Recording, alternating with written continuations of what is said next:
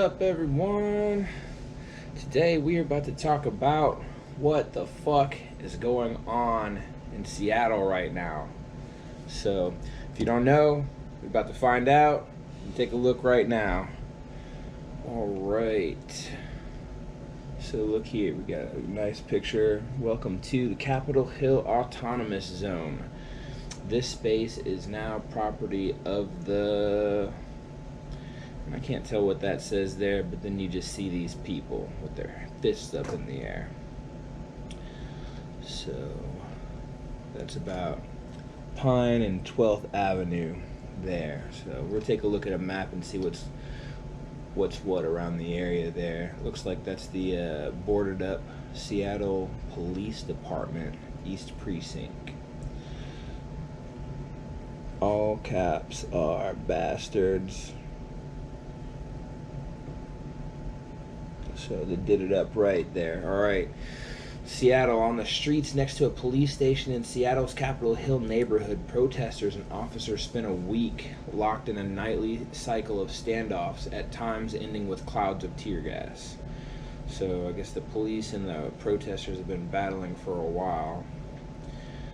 But facing a growing backlash over its dispersal tactics in the aftermath of George Floyd's death in Minneapolis, the Seattle Police Department this week offered a concession. Officers would abandon their building, board up the windows, and let the protesters have free rein outside.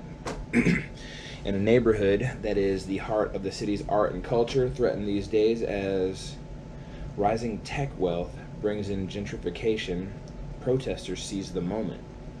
They reversed the barricades to shield the liberated city streets and laid claim to several city blocks, now known as the Capitol Hill Autonomous Zone.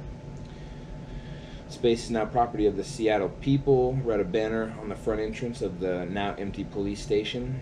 The entire area was now a homeland for racial justice and, depending on the protester one talked to, perhaps something more.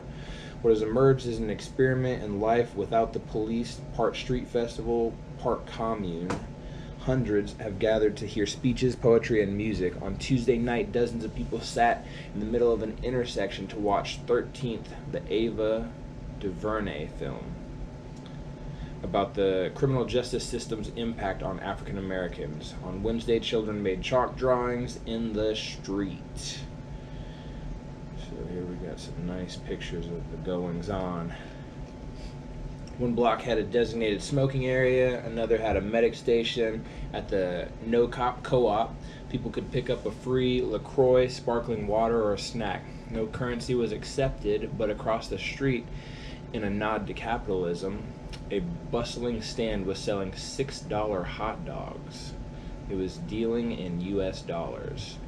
On Wednesday night, President Trump tried to portray the scenes in the city as something more sinister. Who cares what that guy says? So, check them out. Still wearing masks though. What's up with that, guys? The demonstrators have also been trying to figure it out, with various factions voicing different priorities. A list of 3 demands was posted prominently on a wall. 1. Defund the police department. 2. Fund community health. And 3. Drop all criminal charges against protesters. But on a nearby fence, there was a list of 5 demands. Online was a list of 30. While Mr. Floyd's death in Minneapolis drove most of the energy in the streets towards ending police violence and racial injustice, some people here in recent days have pushed for a wider focus. Some of the messages mirror the 2011 Occupy movement and seem aimed at targeting corporate America for its role in social inequities. The more we encourage and focus on the race thing, the greater our attention is, not focusing on the fact that this is class warfare, said some 28-year-old protester and self-described anarchist who identified himself by his first name. Got some happy campers here.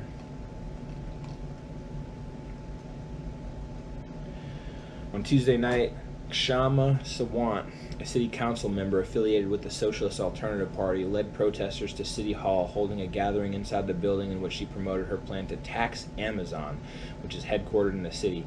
But some of those who mobilized here over race and policing have begun to worry that these broader priorities could cloud the agenda at a time when vital progress for African Americans seemed within reach. We should focus on just this one thing first, says a 19-year-old Black Lives Matter activist. The other things can follow suit because honestly, black men are dying and this is the thing we should be focusing on.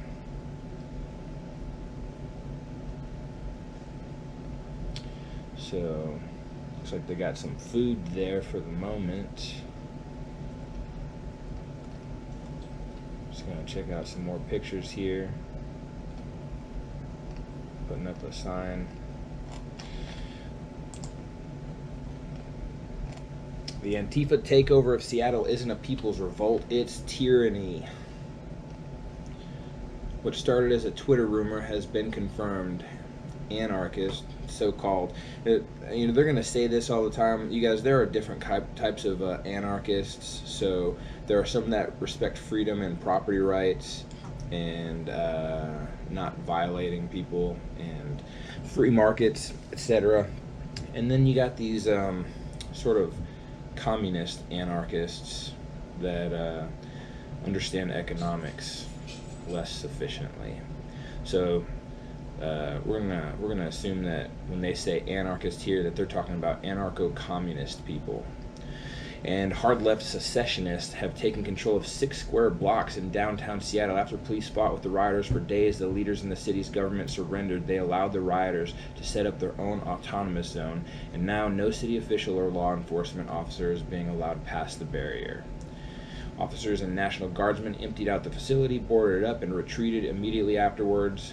Protesters, black shirts, armed members of the hard left, seized control of the neighborhood, moved the barricades into a defensive position, and declared it the autonomous zone, even putting up a cardboard sign at the barricades declaring you are now leaving the USA, as if it's their own country.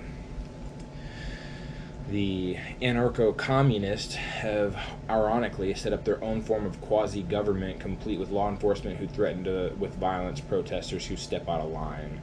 The incident represents perhaps one of the worst failures of local government in recent history. Some are celebrating in Seattle and billing it as a kind of people's revolt.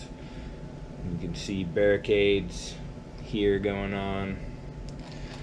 So what else we got? Take a look here at the area. So nice little area here. We'll take a better look at the map. We were looking at a sign earlier of 12th and Pine, so that was right smack there. I'm gonna have to edit this part. Shit. Alright, that's good. That's very good. So taking a look here, they do have some garden plots already started, and they're setting up tents in the park areas. CHAZ, CHAZ. Now this one here, this is good. We can actually see some stuff going on here. Political community center and speech area. Here's the police precinct that's been taken over.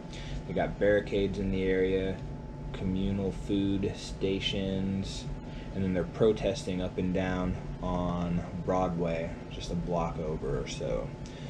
So barricades, reports of armed people at the area checking IDs and extorting businesses. So that's terrible. Raz Simone, a Seattle local, stated he belongs to the People's Force, a replacement for Seattle PD in Free Capitol Hill. On June 8th, in a live video, he advised that unfamiliar faces should be stopped, questioned, and checked to see if they are armed, similar to stop and frisk. So, kind of created a little police state with borders. And we're already seeing reports, homeless people that they invited took away all the food. They need food to keep the area operational. Please bring vegan meat, substitutes, fruits, oats, soy products, anything to help us eat. So, bummer.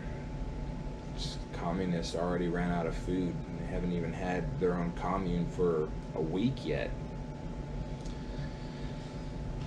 Sheesh. That's crazy, y'all. So, man, what is up, Seattle? They used to have really good music in the 90s over there. What do y'all think about that? Do you think that there's possibly better uses of land if you could get a hold of something like this and start your own little commune? How would you organize things? How long do you think it's gonna last? Is it gonna get shut down? Are they gonna starve themselves out? What's going down? Thanks for watching, y'all. Catch you next time.